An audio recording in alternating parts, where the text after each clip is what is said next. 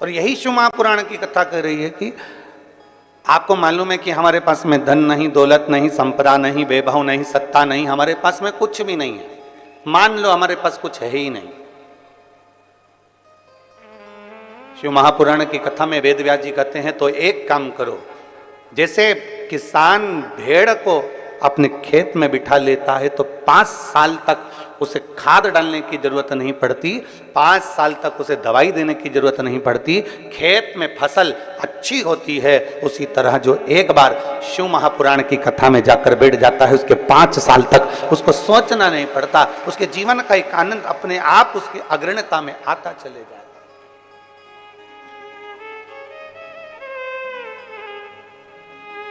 अपने आप वो आगे बढ़ता चले जाता, अपने आप लोग तो ये शास्त्र में तो हम लोग भेड़ का अगर चरित्र पढ़ रहे हैं तो 5 साल का बोलते हैं, पर शिव महापुराण की कथा तो यहाँ तक कहती है कि आपने अगर भगवान शिव की पवित्र कथा में, भगवान शंकर के मंदिर में, भगवान शंकर के शिवालय में, भगवान शंकर के भक्त के लिए, शिव भक्त के लिए शिवालय में या कथा में या अन्य रूप से अगर हमने 98 भी खर्च करी है तो उसको एक छोटी सी डायरी में लिख के रख लेना चाहिए कि हमने इतनी तारीख को ये रुपया यहाँ खर्च किया है, पुराण में, शिवालय में या शिव भक्त के लिए किया गया है, उसको लिख कर रखो।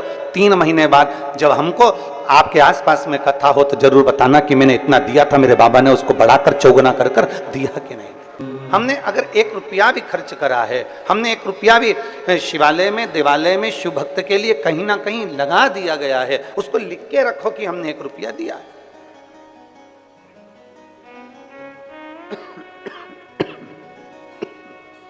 हमने 1 रुपया समर्पित किया। साधारण नहीं है शिव पुराण और साधारण नहीं है शिव भक्ति। सोने की चैन अगर गले में पड़ी हुई है या सोने का मंगलसूत्र पड़ा हुआ है तो उसको देखकर चोर तुम्हारे करीब में आता है। और मान लो सोने की चैन है ही नहीं, सोने का मंगलसूत्र है ही नहीं, रुद्राक्ष धारण कर रखा है या तुलसी की माला पहन रखी है, चोर आएगा बाजू में, उसको मालूम है 5 रुपए की तो बाजार में मिल जाती है, 10 रुपए की तो बाजार में मिल जाती है। जब कोई व्यक्ति मरता है तो मरने वाले व्यक्ति के शरीर पे से सारा सोना रात को ही उतार लिया जाता है, संपूर्ण सोना। और उसके गले में अगर रुद्राक्ष पड़ा हो तो, उसके गले में रुद्राक्ष की माला पड़ी हो तो निकालेंगे? अरे जम के तो बोलो जरा, नहीं निकाले। तुलसी की माला पड़ी है तो कोई निकालेगा? नहीं। क्या कहेंगे? बहू से भी माँ रोते रोते रहने दे, वो माला उनके गले में रहने दे, वो तुलसी की है, वो रुद्राक्ष की है, पड़े रहने दे, वो तुलसी की माला है, वो रुद्राक्ष की माला पड़े रहने। क्यों? क्योंकि उसको मालूम है कि ये तुलसी की माला, ये रुद्राक्ष की माला, ये पड़े रहने दे, ये किसी इसके भले कीमत नहीं है। सोना निकाल लो, अंगूठी निकाल लो, चेन निकाल लो, दादी के कानों में अगर बुंदा लगा है तो बुंदा निकाल लो, मुर्की लगी है तो मुर्की निकाल लो, लौंग, नथ पहनी है अच्छी बड़ी सारी तो नथ निकाल लो, ये सब कुछ निकाल लिया जाएगा। हाथ की अंगूठी हो, पाँव का हो, हाथ का तगड़ी हो, कमर कस हो, जो कुछ होगा सारा निकाल लिया जाएगा। और वहीं अगर तुलसी की माला है, वहीं अगर रुद्राक्ष की माला है और वो पड़ी हुई है तो कोई नहीं निकालेगा। और ये समझने वाला विषय है कि भले वो ना निकाली जाए, सब कुछ निकाल लिया जाए, और वो अगर तुलसी और रुद्राक्ष की माला हमारे गले में पड़ी हुई है तो ये तुलसी और रुद्राक्ष का मन का हमें ना जाने कितने कितने नरकों से बाहर निकालते हुए परमात्मा की शरणागति प्रदान करा दे। एक तुलसी की माला, एक रुद्राक्ष हमारे जीवन को सुख प्रदान कर देता, हमारे जीवन को आनंदता प्रदान कर देता। एक बेलपत्र हमारे जीवन को सुख प्रदान कर देते। हम शंकर भगवान का 1 लोटा जल समर्पित करते हैं, शिव की भक्ति करते हैं, शंकर को 1 लोटा जल चढ़ाते हैं, वो हमें कितना फल देती है, कितना फल देती है। एक कथा आती है, बड़ी सुंदर प्रसंग है, जरा स्मरण करिएगा सभी, जितने चैनल पर कथा सुन रहे हैं, जितने ऑनलाइन कथा सुन रहे हैं, सब अपनी चित्तवृत्ति में रखिएगा इस कथा। एक राजकन्या थी, बड़ी सुंदर थी, बड़ी सुंदर। और राजकन्या इतनी सुंदर, इतनी बढ़िया, इतनी सुंदर, इतनी सुंदर, वो राजकन्या इतनी सुंदर कि उसको देखकर देवता भी आकर्षित हो जाए, इतनी सुंदर राजकन्या। इतनी अब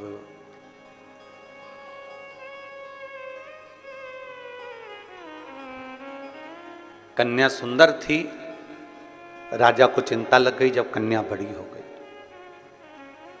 कन्या बड़ी हुई और चिंता लगी। किसको चिंता नहीं होती? और आज के जमाने में हम तो निवेदन करना चाहेंगे, बेटों की शादी की चिंता करो, बेटियों की शादी की मत करो। क्यों? क्योंकि बेटी इतनी मेहनत कर लेती है, इतनी लगनता से काम कर लेती है कि बेटी के लिए तो ढेरों संबंध आना चालू हो जाते हैं। उसकी लगनता, उसकी मेहनत उसको आगे बढ़ा देती है। और बेटों की चिंता इसलिए करना जरूरी होती है कि पिता अपने बेटे को काम पर लगा देता है, जा दुकान देख ले, जा व्यापार देख ले, जा ये कर ले, जा वो कर ले। करता वो भी है मेहनत, ऐसा नहीं कि मेहनत नहीं करता।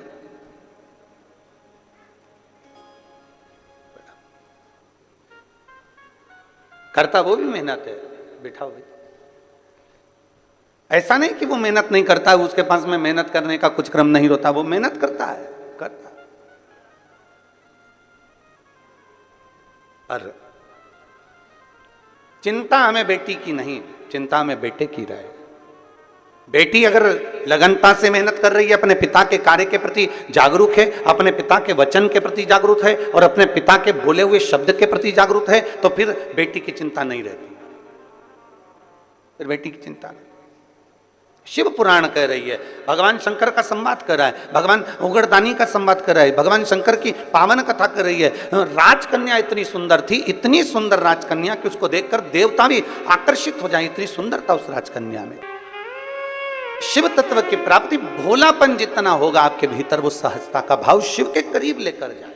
जितने भोले होगे आप उतने शंकर के पास हो। पर निवेदन एक ही है, भोले भोले के लिए बनो, संसार के लिए भोले बन जाओगे तो लोग तुम्हें पीछे धकाना चालू कर देंगे और एक कोने में ले जाकर छोड़ देंगे। फिर निवेदन करूंगा, फिर निवेदन, भोले भोले के लिए बनो। और भोले बनना है तो भोले व्यक्ति के लिए बनो, जो सहज हो उसके लिए हम सहज हैं, जो सरल है उसके लिए हम सरल हैं, जो आनंदमय है उसके लिए हम आनंदमय हैं।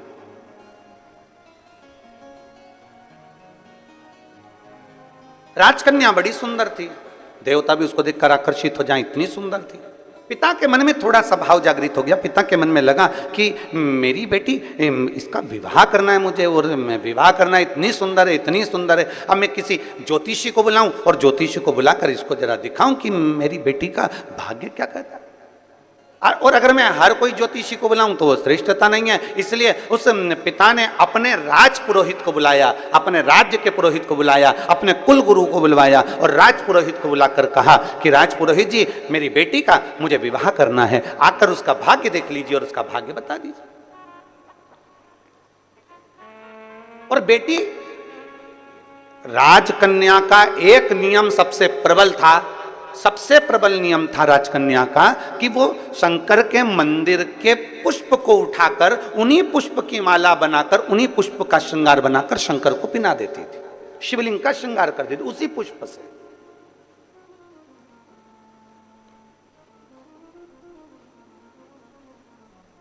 जैसे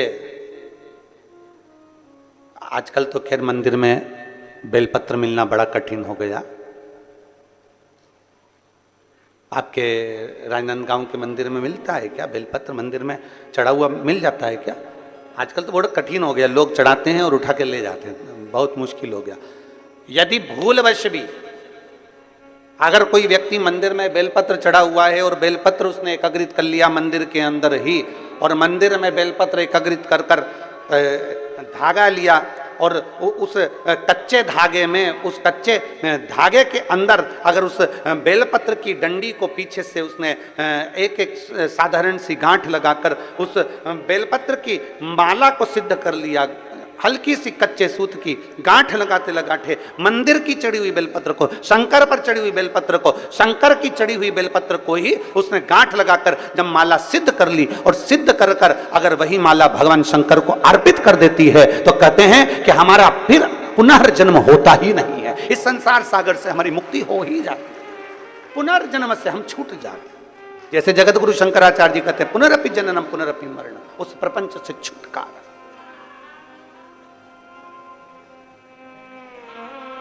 अब कई लोग ऐसे होते हैं कि वो पत्ती में छेद कर देते हैं, नहीं।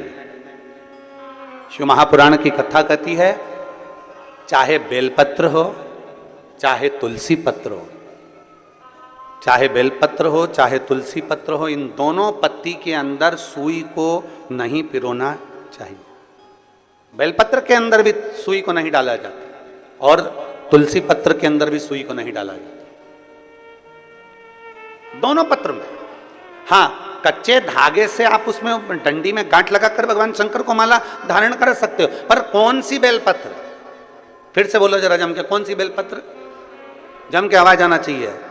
जो शंकर भगवान पर चढ़ी हुई है वही बेल धोया, माला सिद्ध करी और वही माला मेरे देवाधिदेव महादेव को समर्पित कर दी। वही माला शिव को चढ़ा हुआ पुष्प शंकर को वापिस समर्पित, शंकर का बेलपत्र शंकर को वापिस समर्पित। तेरा तुझको अर्पण क्या लागे मेरा, मेरा है क्या?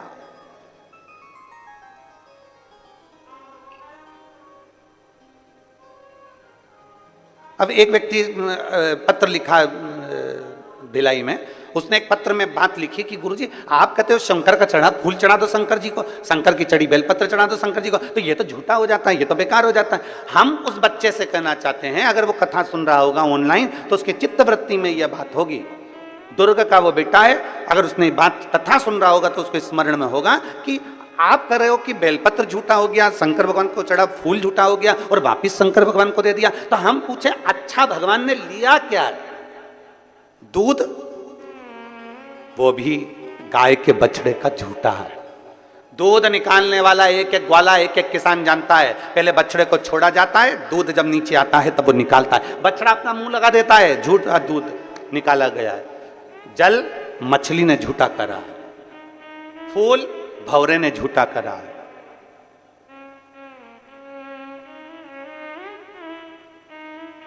और जब मेरा भोलेनाथ झूठा जल स्वीकार कर सकता है, झूठा फूल स्वीकार कर सकता है, झूठा दूध स्वीकार कर सकता है, तो अपन कौन से सत्यवान है? अपन भी तो झूठे हैं।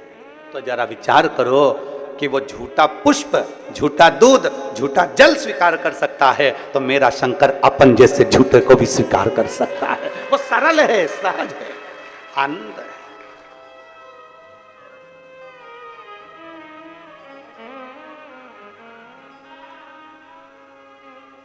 जो बहुत भगवान के सामने जब भी जाओ ना, पूरा पूरा अपना अभिमान, पूरा अहंकार, पूरी अभिमत्ता सब बाहर छोड़ दो, सब कुछ बाहर। अपनी अभिमत्तापन को लेकर परमात्मा के पास जाना ही नहीं है। निर्मल होकर जाइए, एकदम सहज होकर जाइए। आप ऑफिसर अपनी जगह पर, आप मिनिस्टर अपनी जगह पर, आप आपका पद, आपका धन, आपकी दौलत अपनी जगह पर शिव के सामने सब शून्य है, शंकर के सामने सब शून्य है।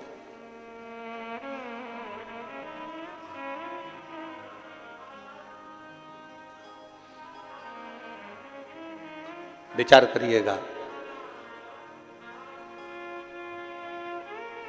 बच्चा कहता है कि सब ये झूठा, हम कहते हैं झूठा नहीं, भगवान उसको स्वीकार करता है। एक शंकर पर चढ़ी हुई बेलपत्र 5, 7, 8, 15, 20 मिल भी गई और उसकी अपने माला तैयार करके शिव को समर्पित भी कर दी, तो ये श्रेष्ठता है उसमें। राजकन्या इतनी सुंदर थी, उसका एक काम था, बाल्यवस्था से 4 वर्ष की जब राजकन्या थी तब उसने अपने कहीं सखी के, कहीं सहेली से सीख लिया था कि मंदिर में पुष्प पड़ा है, उससे श्रृंगार कर दिया, रंगोली बना दी, वही फूल से भगवान की जलाधारी का श्रृंगार कर दिया, वही पुष्प से शिव का श्रृंगार कर दिया। राजकन्या धीरे धीरे धीरे धीरे बड़ी होती चली गई, कन्या बड़ी हो गई, कन्या बड़ी हो गई, मंदिर में जाती, श्रृंगार करती, भगवान का सेवा करती। पिता को चिंता लग गई कि मैं अपनी कन्या का विवाह किससे करूं, इसको किसको समर्पित करा जाए, किसको दिया जाए। और फिर निवेदन है, राजा जनक जैसी चतुरता लाकर रखना अपनी बुद्धि में। बेटी का विवाह करने से पहले राजा जनक जैसी विद्वत्ता लेकर आओ। राजा जनक ने एक संकल्प किया था, मेरी बेटी का विवाह मैं उसी के साथ करूंगा जो धनुष को उठाएगा चढ़ाएगा, मैं बेटी उसको ब्याह दूंगा। राजा जनक जी ने ऐसा विचार क्यों किया? क्योंकि राजा जनक की बेटी माता जानकी जी जब 4 वर्ष की थी तब राजा जनक जी ने अपने सेवकों से कहा था, धनुष के नीचे का भाग लीप कराओ, पोंछ कराओ, आज मुझे पूजन करने आना है। सेवक गए, धनुष को 10-10 हजार सेवकों ने उठाया, पर धनुष उठा नहीं। सेवक वापिस आ गए, सीता जी खेल रही थी। 4 वर्ष की सीता जी को देखकर कहा, सेवकों ने तुरंत कहा, जानकी जी पिताजी आए तो कह देना हमने धनुष के आसपास का लीप दिया, पर धनुष हमसे नहीं उठा, इसलिए उसके नीचे हम गोबर से नहीं लीप पाए। आप कह दोगी ना? सीता जी ने कहा, क्या काका तुमसे धनुष नहीं उठा? चलो मैं उठाती हूं, तुम लीप देना। सीता जी गई, 4 वर्ष की माता जानकी जी ने अपने उल्टे हाथ से धनुष को उठा लिया, सीधे हाथ में गोबर लेकर लीप दिया और धनुष को रख दिया। जनक जी जब पूजन करने के लिए आए, जनक जी जब पूजन करने के लिए आए तो जनक जी ने देखा कि आज धनुष के नीचे का भाग पहली बार लिपा हुआ है। ये किसने लीप दिया? सबने कहा जानकी जी ने लीपा है। जानकी, 4 साल की जानकी, बुलाओ सीता को। जानकी को बुलाया, जानकी बेटा तूने ये धनुष कैसे उठा लिया? उसने कहा पिताजी बिल्कुल सरल था, उल्टे हाथ से सीता जी ने अपने पिताजी के सामने धनुष उठाया, गोबर लिया और लीप के बताकर धनुष को रख दिया। जनक जी ने विचार कर लिया, मेरी बेटी अगर उल्टे हाथ से धनुष उठा सकती है तो इसका पति वो होगा जो धनुष को उठाएगा, चढ़ाएगा, तोड़ देगा, मैं बेटी उसके साथ ब्याह दूंगा। अर्थात जनक जी जैसी विद्वत्ता लेकर आना है। अपनी बेटी विद्वान है तो उससे दुगना विद्वान उसका वर होना चाहिए। अपनी बेटी ज्ञानवान है तो उससे दुगना ज्ञानवान उसका वर होना चाहिए। अपनी बेटी चतुर है तो उससे चतुर उसका वर होना चाहिए। अपनी बेटी सुंदर है तो उससे सुंदर उसका वर होना चाहिए। अपनी बेटी बुद्धि विवेक में प्रबल है तो बुद्धि विवेक में प्रबल उसका वर होना चाहिए। हम क्या देख लेते हैं? एक पेट्रोल पंप देख लो, एक गाड़ी देख लो, एक बंगला देख लो, ये देख लो, वो देख लो और बेटी का विवाह कर दो। क्या मतलब? अगर तुम्हारी बेटी में विद्वत्ता है और भगवान ने उसको अगर लायक बनाया है तो 4 पेट्रोल पंप खड़े करने की जवाबदारी भी तुम्हारी बेटी रखती है, उसका दम रखती है। आप इतना सहज में कोई मिलेगा कि नहीं मिलेगा? अच्छा पेट्रोल पंप दिख रहा है,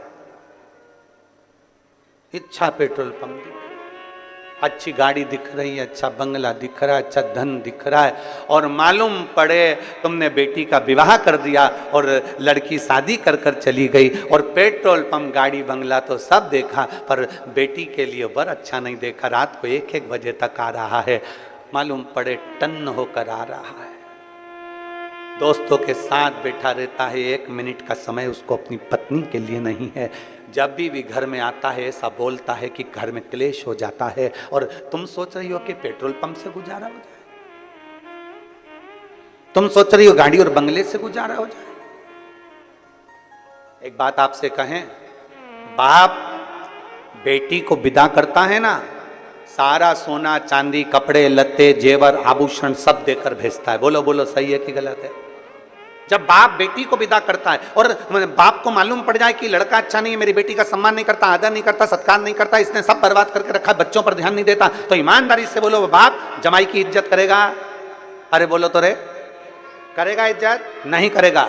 क्यों नहीं करेगा? क्योंकि मैंने अपनी बेटी को इतना देकर भेजा, बेटी को मैंने सम्मानजनक कर कर भेजा और मेरे जमाई ने इसकी इज्जत नहीं करी, इसलिए फिर दूसरी बार बाप जमाई का एक बार आदर करेगा, सम्मान करेगा, फिर दूसरी बार आदर नहीं करेगा, सम्मान नहीं करेगा, क्योंकि मैंने देकर भेजा था और इसने आदर नहीं करा। उसी तरह परमात्मा है, परमात्मा ने आंख, नाक, कान, पूरा शरीर देकर भेजा, पूरा शरीर दिया, अच्छे से अच्छा दिया। उस बाप ने पृथ्वी पर भेजने से पहले परमात्मा ने अपने को अच्छा बनाकर भेजा और हम आए पृथ्वी पर और मालूम पड़े काम, क्रोध, लोभ, मोह, आसक्ति, तृष्णा, झूठ, प्रपंच, क्रोध, दिन भर गुस्सा गुस्सा गुस्सा, चिड़चिड़ चिड़चिड़ चिड़चिड़, दिन भर अपशब्द कहना, निंदा करना, बुराई करना, दिन भर उसमें लगा दिया, दिन भर उसमें लगा दिया। भगवान ने सोचा अब तुझे तो एक बार तुझे दे दिया, अब की बार दूसरी बार जन्म नहीं दूंगा, बनाऊंगा तो तुझे वहीं राजनांद गांव में भेजूंगा, पर कुत्ता बना के भेजूंगा, तो चिंता मत कर जाए।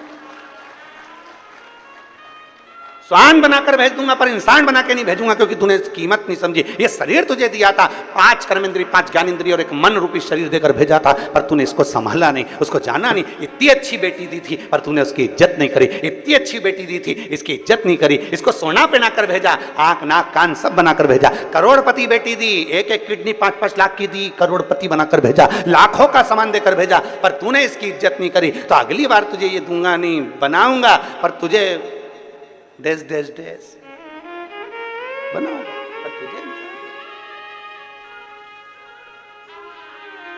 कितनी मेहनत से बेटी की शादी करने से पहले जनक जी की कथा का स्मरण करिएगा। बेटी का विवाह करने से पहले जनक जी की कथा का स्मरण करिएगा कि बेटी समझदार है तो उससे दुगना समझदार उसका वर होना चाहिए। गाड़ी बंगला पेट्रोल पंप जमीन जायदाद नहीं देखना, सबसे पहले देखो कि जिस लड़के के साथ बेटी ब्याह रहे हैं वो लड़का आपकी बेटी की इज्जत करेगा कि नहीं करेगा, आपकी बेटी का सम्मान करेगा कि नहीं करेगा। मालूम पड़े धन तो बहुत है पर क्या करे, क्या पेट्रोल पंप की पेट्रोल को खाएगी, ये गाड़ी बंगले को मुख में लेगी? नहीं। अपने पति के दो शब्द प्रेम के मिल जाएं, आदर के शब्द मिल जाएं, बस बहुत है। जब दुख की घड़ी आए, जब कहीं बेटी को घर में ताने मिल रहे हों और उस जगह पर उसका पति एक बार साथ में खड़ा हो जाए तो बेटी की भी छाती को लगता है कि मेरे साथ कोई है खड़ा होने वाला, कोई है मेरा साथ देने वाला। मालूम पड़े वो तो दोस्त के साथ बेटा है, क्या करे। राजकन्या की शादी करना बड़ी सुंदर है, पर शंकर जी से वो तो स्नेह कर कर बैठी है। शिव जी की पूजन करती है, शंकर भगवान का भजन करती है, शंकर जी की प्रीति रखती है, शिव जी का श्रृंगार करती है, शंकर भगवान का अनुमोदन करती है। अब शंकर भगवान का अनुमोदन कर रही है, शंकर भगवान की प्रीति कर रही है, शिव जी से आराधना कर कर बैठी हुई। तो अब जरा विचार करिएगा। राजपुरोहित को बुलाया गया और राजपुरोहित को बुलाकर कहा गया, राजपुरोहित जी आइए और मेरी बेटी का भाग्य देखकर बताओ कि इसकी किस्मत क्या कहती है। किस्मत क्या कहती है? राजपुरोहित अपने एक नगर में, गांव में कहीं गुरुकुल चला रहे थे। राजपुरोहित बच्चों को पढ़ा रहे थे, बच्चों को पढ़ा रहे, गुरुकुल चला रहे हैं। उनके घर में बहुत सारे विद्यालय में बच्चे पढ़ रहे हैं और राजपुरोहित ने आज बच्चों में से कह दिया कि सुनो, मैं अपने राजा के यहाँ जा रहा हूँ क्योंकि राजा ने मुझे बुलाया उसकी बेटी के स्वयंवर के लिए, उसकी बेटी की शादी के लिए, मुझे जाना होगा। राजपुरोहित आज अपना राज्य का सारा स्कूल का जो भी कार्य था वो बंद कर विद्यालय का, गुरुकुल का, आश्रम से सीधे राजा के भवन में पहुंच गए। राजा के भवन बेटी लगी थी शंकर की आराधना में। नमामि निर्वाण रूपम विभुं व्यापकं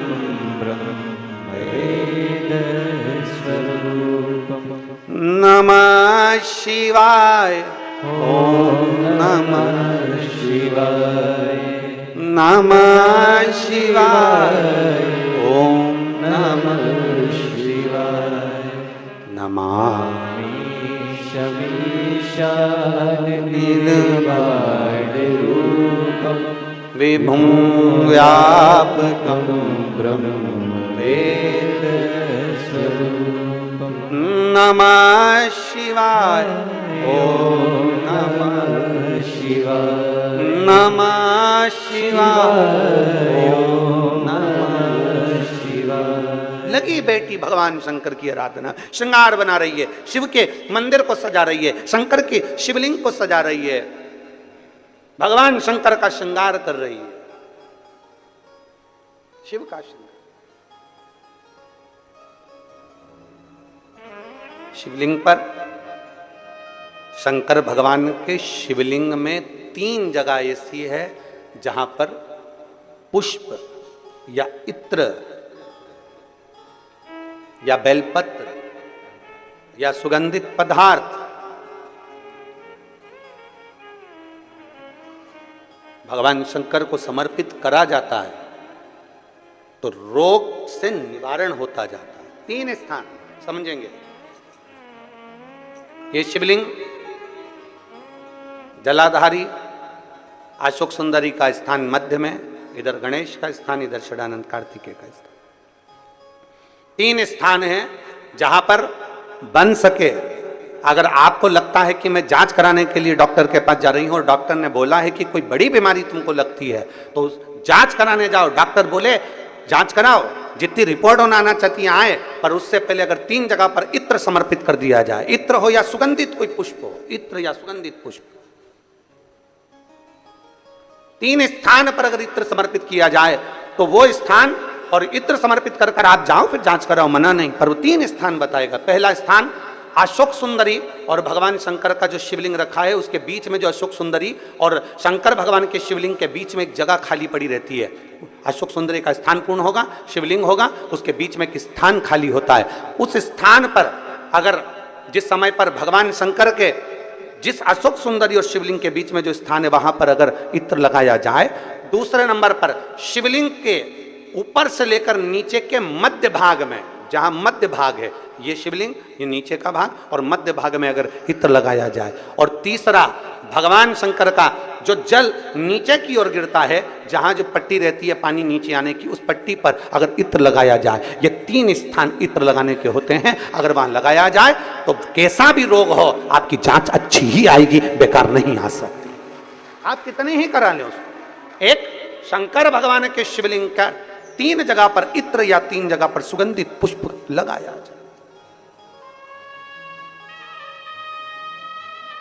अब जब आप लोग अभिषेक करने बैठते हैं या पूजन करने बैठते हैं या शंकर जी के मंदिर जाते होंगे, कौन कौन जाता है शिवालय? सभी लोग जाते हो? बोलो हर हर महादेव। शिवालय जाते हो तो शिवालय में जाकर जब आप इत्र चढ़ाते हो भगवान पर, यहाँ इत्र लगाया आपने, फिर यहाँ पर भी लगा देते हो, यहाँ पर भी लगा देते हो, यहाँ पर भी लगा देते हो, सब दूर इत्र लगा देते हो।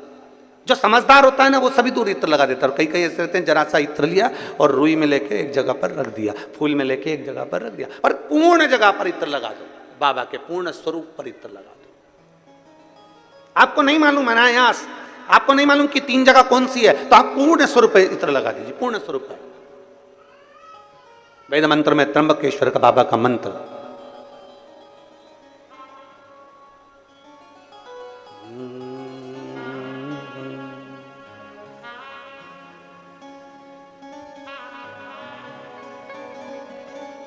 महामृत्युंजय मंत्र, वेद मंत्र का बड़ा सुंदर मंत्र, जिसका हम उच्चारण पूर्ण रूप से नहीं करते हैं व्यासपीठ से, उसको हम मंत्र को मन में गुनगुनाते हैं। एक बार आप भी बाबा के मंत्र को मन में गुनगुनाइए।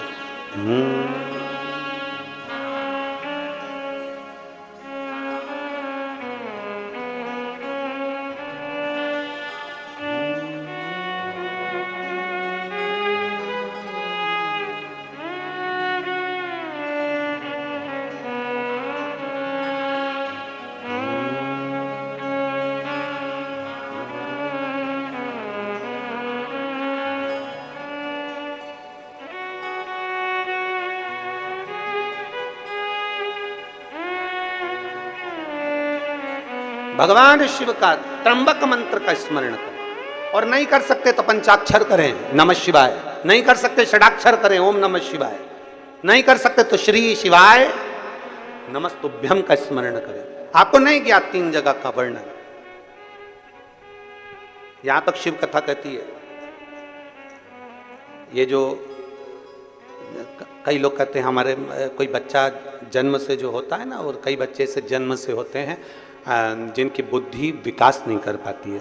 डॉक्टर कहते हैं ये बच्चा अन्य बच्चे से 2 साल 4 साल 3 साल 6 महीना पीछे चलेगा।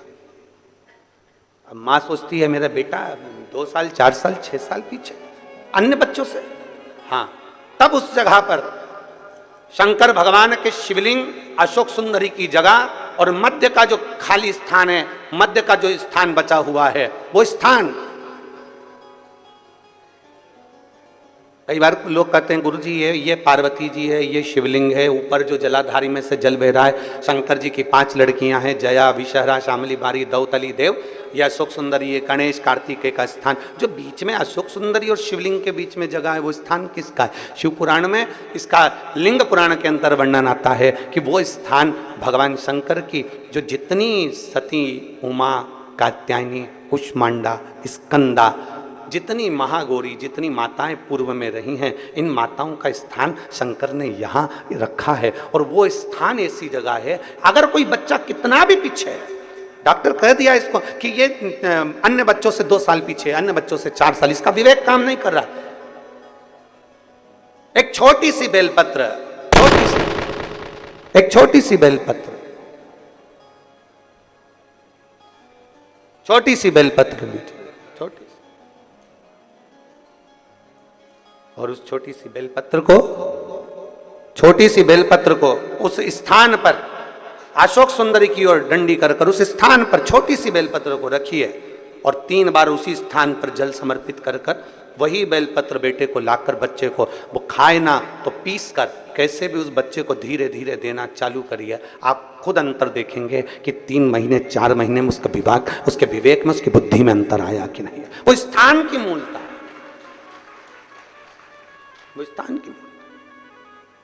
और शंभु शरणे पड़ी मांगू घड़ी रे, दुख काटो दया करी ने दर्शन आपो। शंभु शरणे मांगू घड़ी रे, दुख काटो दया करी ने दर्शन आपो। वो राजकुमारी का नियम भगवान शंकर की आराधना, भगवान शिव की भक्ति करना, भगवान शंकर की आराधना करना, भगवान शिव की भक्ति करना। राजपुरोहित आ गए, राजपुरोहित आए, राजभवन में प्रवेश किया। राजपुरोहित ने राजभवन में प्रवेश किया तो राजा ने उनका आदर करा, सम्मान करा, सत्कार करा, क्योंकि राजपुरोहित है, प्रणाम करना जरूरी है। कोई विद्वत जन आए, कोई संत साधु आए, कोई गुरु जन आए, कोई महात्मा आए, कोई संत आए, ये आपके और हमारे भी मन में होना चाहिए कि हम उसको नमन करें, प्रणाम करें, उसका सत्कार करें, प्रणाम। और केवल इनसे ही मतलब नहीं, घर का बुजुर्ग भी आए, घर का बड़ा भी आए, माता पिता भी आए, कोई बुजुर्ग आ गया तो उसका भी आदर, उसका आदर सत्कार।